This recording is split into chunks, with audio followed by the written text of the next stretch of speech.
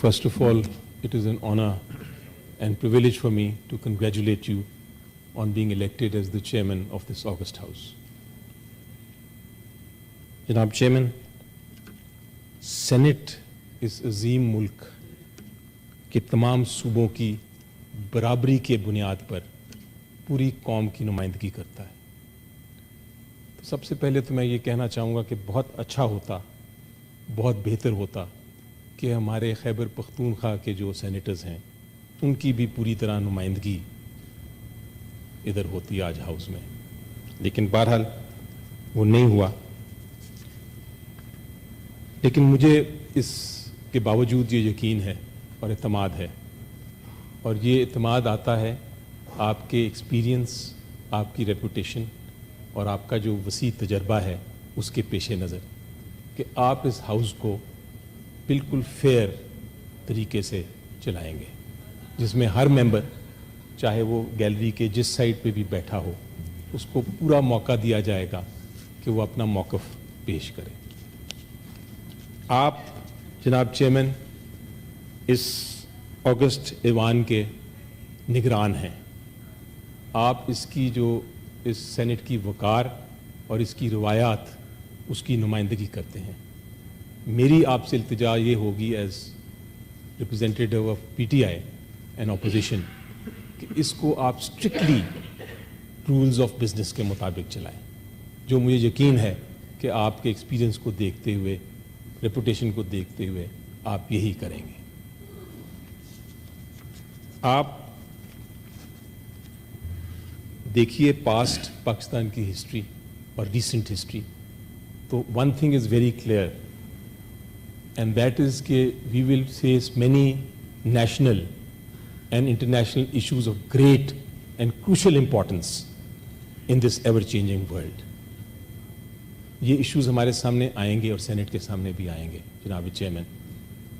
लेकिन हमने माजी में जिस सियासी तकसीम का एक्सपेरिमेंट किया है, जो हमने देखा है और देख रहे हैं, अगर इसको हमने ना रोका, अगर ये चलता ही रही और हम काबू ना पा सके, तो ये सारे जो इंटरनेशनल और नेशनल इश्यूज़ हैं सेनेट उनके साथ डील नहीं कर सकेगी, सेनेट उनका हल नहीं ढूंढ सकेगी।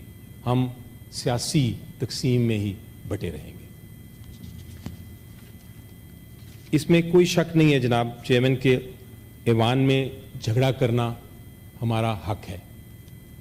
झगड़े से मुराद डिबेट का झगड़ा करना हमारा जमहूरी हक है और इससे कोई हक छीन नहीं सकता। लेकिन उसके साथ एक बहुत बड़ी जिम्मेदारी भी है जिसका जिक्र मेरे फेलो सेनेटर्स ने भी किया और लीडर ऑफ द अपोजिशन ने भी किया, और वो ये है कि हमारा फ़र्ज़ है कि हम जिम्मेदारी से गुफ्तगू करें। अभी पार्लियामेंट्री लीडर पीपल्स पार्टी की उन्होंने भी ये कहा और अपोजिशन की तरफ कहा इशारा करके।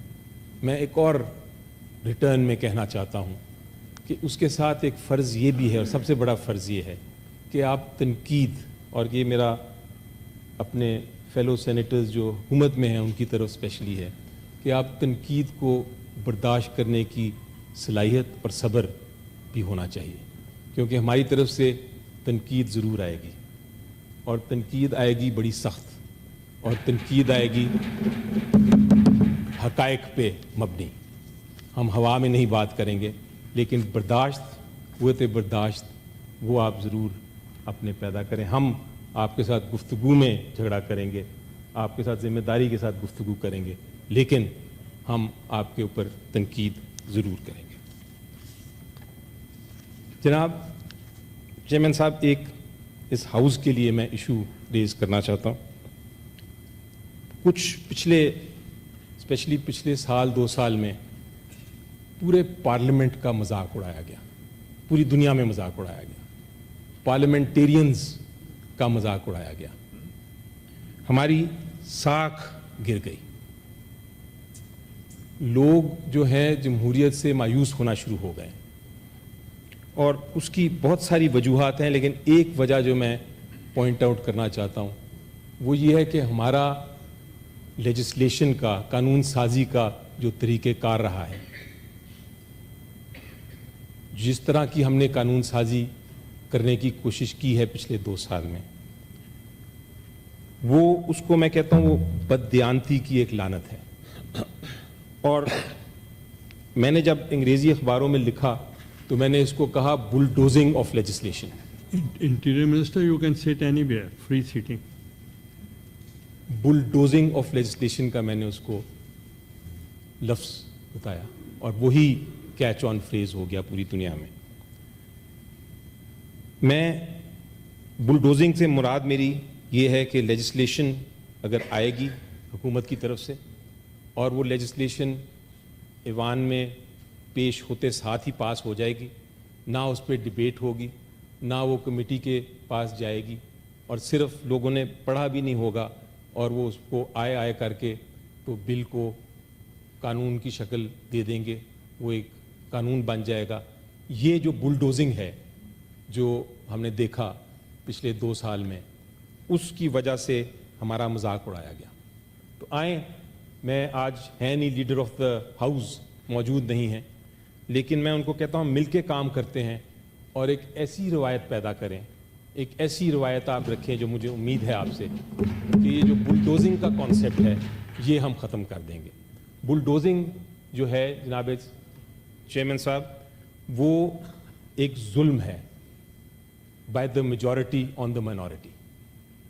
It is tyranny by the majority. آئیں، let us say no to this ٹرنی. مجھے امید ہے کہ اگلے جو 3.5 سال ہیں جس طرح آپ سینٹ چلائیں گے، یہ بلڈوزنگ نہیں ہوگی. اگر حکومت کوئی بل لانا چاہتی ہے وہ لائے، اس کو پہلے انفارم کیا جائے، کمیٹی کے پاس جائے، اس کے بعد سینٹ، اتنے اعلیٰ دماغ ہمارے پاس موجود ہیں، سینٹ جو ہے اس پہ ڈبیٹ کرے اور پھر وہ ایک قانون ہم پاس کر سکیں. تو اس لیے میں کہتا ہوں کہ no to bulldozing should be your motto جناب چیئرمین صاحب. جناب چیئرمین صاحب، انڈیڈ قائد اعظم محمد علی جناح کا ذکر ہوا ابھی. He is the founder of our country and انہوں نے he built this national objective around a democratic polity, which was based on 4 basic things. The first thing was rule of law. Second thing was good governance. Third thing was unity in diversity. And fourth thing, above all, was a society built on tolerance. A society built on tolerance.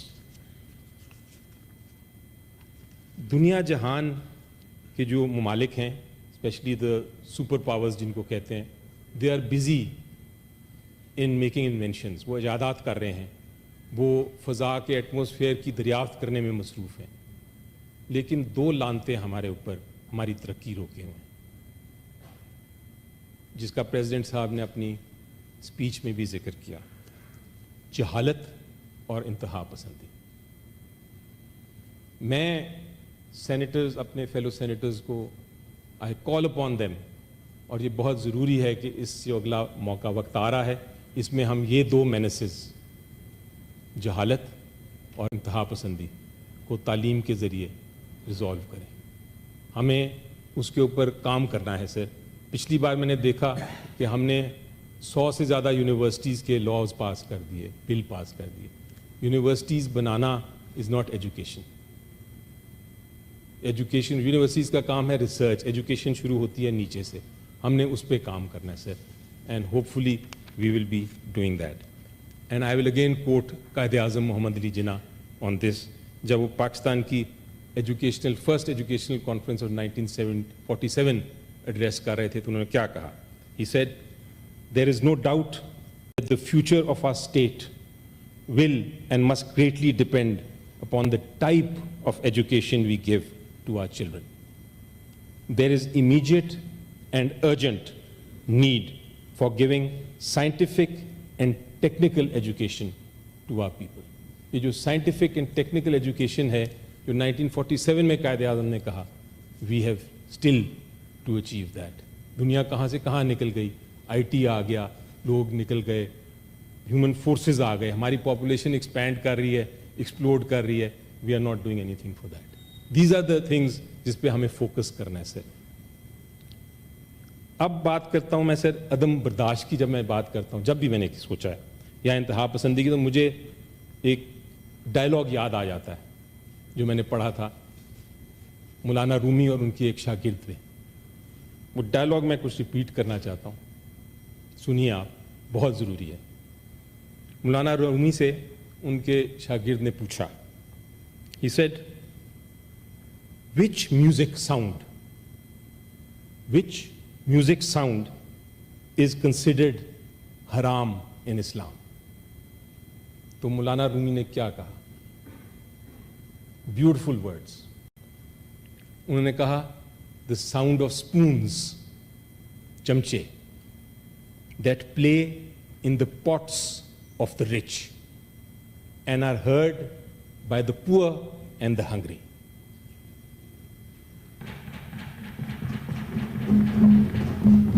سر, جب تک ہم یہ misery of poverty کو tackle نہیں کریں گے, until we get rid of this sound, we will not be able to progress. We will not be able to kill this extremism and intolerance. انتہائی پسندی اور عدم برداشت ختم نہیں ہوگا جب تک ہم پاورٹی ایلیویٹ نہیں کریں گے. جناب چیئرمین, حال ہی میں ایران نے جوابی حملہ کیا اسرائیل پہ. پاکستان کا اس پہ کیا رد عمل ہے اور کیا ہونا چاہیے؟ سینٹ کو اس کے اوپر اعتماد میں لینا بہت ضروری ہے, اور بہت ضروری ہے کہ ہم اس کے اوپر ڈبیٹ بھی کر سکیں. تو میری التجا ہوگی آپ کو کہ نیکسٹ سیشن میں فارن منسٹر کو بلائیں اور ان کو کہیں کہ وہ ہمیں بریف کریں اس سارے معاملے کے بارے میں, تاکہ ہم اس پہ ڈبیٹ کر سکیں اور اپنی اپنی رائے اس پہ دے سکیں. محترم چیئرمین صاحب, آخر میں بات کرنا چاہوں گا سیاسی انتقام کا, پولیٹیکل وکٹمائزیشن جو ہوتی ہے. پی ٹی آئی کے بانی چیئرمین عمران خان صاحب, ان کی اہلیہ, پی ٹی آئی کی جتنی لیڈرشپ ہے, خواتین ہیں, ورکرز ہیں, ان کی اگر سیاسی انتقام یا پولیٹیکل وکٹمائزیشن کی میں داستان لکھنا شروع کروں تو ایک بڑی کتاب بن جائے گی. لیکن میں کچھ خاص باتوں کا ذکر کرنا چاہوں گا. جو 3 کیسز ہیں, فار ایگزامپل توشہ خانہ کیس, سائفر کیس اور عدت کیس, ان کی جو سزائیں ہیں ان کا میں اس لیے ذکر کرنا چاہوں گا کیونکہ نا انصافی کی بدترین مثالیں ہیں وہ, جہاں آپ خود سوچیں جناب چیئرمین کہ وکلا کو پیش نہیں ہونے دیا گیا, جہاں جو شہادتیں آئیں ان کے اوپر جرح نہیں کرنے دی گئی, جہاں عمران خان صاحب اور ان کی اہلیہ اور باقی جو ایکیوز تھے ان کو اپنی شہادت ڈیفنس میں پیش کرنے کی اجازت نہ دی گئی ہو, جیل میں ٹرائل ہو رہا ہو جو پبلک میں نہیں آتا, جہاں سزائیں 15 دن میں ہو جائیں. وہ بدترین اگزامپلز ہیں ناانصافی کے. اور ناانصافی ظلم کا ایک طریقہ ہے, ناانصافی اور ظلم ایک ہی چیز ہے. مجھے یقین ہے کہ اگر آپ سیاست کو سائڈ پہ کریں اور جتنے بھی یہاں سینیٹرز بیٹھے ہیں اگر وہ جا کے اکیلے اپنے دل اور دماغ سے سوچیں گے تو وہ بھی یہی کہیں گے کہ یہ کیسز ناانصافی پہ مبنی ہیں, یہ پولیٹیکل وکٹمائزیشن ہے, یہ ظلم ہے. جناب چیئرمین, اسی طرح یہ ذکر کرنا بالکل ضروری ہے کہ پی ٹی آئی کی جو لیڈرز ہیں, بالخصوص ہمارے پنجاب کے لیڈرز, شاہ محمود قریشی صاحب جس میں آپ کے پرویز الہی صاحب ہیں, ہمارے اپنے سینیٹر اعجاز چودھری ہیں, پنجاب کی جو خواتین ہیں, پنجاب کے جو مختلف ورکرز ہیں, وہ سارے سلاخوں کے پیچھے بند ہیں صرف پولیٹیکل وکٹمائزیشن کے تحت. اسی طرح P T I it self جو جماعت ہے اس کو آپ دیکھیں, ریزرو سیٹس ان سے لے لی گئیں, ہم سے لے لی گئیں, اور یہ جواب بھی آتا ہے کہ جی وہ تو عدالت نے فیصلہ کیا, الیکشن کمیشن نے کیا. لیکن فیصلہ قانونی چھوڑ دیجئے, ایک سیکنڈ کے لیے آپ یہ بتائیے کیا یہ جمہوریت کے عمل کے مطابق ہے کہ ایک سب سے بڑی پولیٹیکل پارٹی اس کو کوئی ریزرو سیٹ نہ ملے. لوگوں نے الیکٹ کیا لیکن ریزرو سیٹس نہ دی.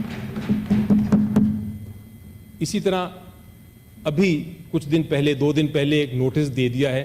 3 بار ہم الیکشنز کرا چکے ہیں اپنے انٹرنل. اب ایک الیکشن کمیشن آف پاکستان نے پھر نوٹس دے دیا ہے کہ جو نیا الیکشن آیا ہے جس کو پوری میڈیا نے دیکھا, جس پہ کوئی پولیٹیکل جماعت نے سوال نہیں اٹھایا, اس کو الیکشن کمیشن آف پاکستان نے پھر اٹھا لیا اور نوٹس دے دیا ہے کہ ہم اس کو دیکھیں گے. کیا اپوزیشن کے بغیر, الیکشن کمیشن کا تو ایک ہی ایم ہے جناب چیئرمین, وہ یہ ہے کہ پی ٹی آئی اس پورے پولیٹیکل پروسیس سے باہر نکل جائے, وہ پارٹی ہی ختم ہو جائے. کیا میرے جو گورنمنٹ کے سینیٹرز ہیں اور جو گورنمنٹ ہے وہ خوش ہوگی اگر اپوزیشن ہی نہ ہو؟ کیا وہ یہی چاہتے ہیں کہ وہ ایسی ایک ڈیموکریسی ہو, ایسی جمہوریت ہو جس میں ایک سب سے پاکستان کی مقبول جماعت ایگزسٹ ہی نہ کرے؟ تو یہ جو پولیٹیکل وکٹمائزیشن ہے جناب چیئرمین, ہم ساری بڑی اچھی باتیں کر رہے ہیں کہ ہمیں گفتگو اچھی کرنی چاہیے, ہمیں جھگڑا نہیں کرنا چاہیے, ہمیں بہتری لوگوں کی جو ہمارا فریضہ ہے کہ لوگوں کی بہتری کے اوپر کام کریں, ہمیں اس طرف جانا چاہیے, ہمیں رول آف لا کی بات کرنی چاہیے, ہمیں رول آف لا کو مضبوط کرنا چاہیے, جمہوری عمل کو مضبوط کرنا چاہیے. ساری بڑی اچھی باتیں ہیں, لیکن اگر پولیٹیکل وکٹمائزیشن, یہ جو سیاسی انتقام ہے, اگر یہ ہم ختم نہیں کریں گے, اگر سینٹ اپنا آئینی, قانونی اور اخلاقی حق پورا اور ذمہ داری پورا نہیں کرے گی اس معاملے کو ختم کرنے کی, تو مجھے پھر جناب چیئرمین افسوس سے کہنا پڑتا ہے کہ امن نہیں ہوگا. With this and with thanks to you, I end my speech. Thank you.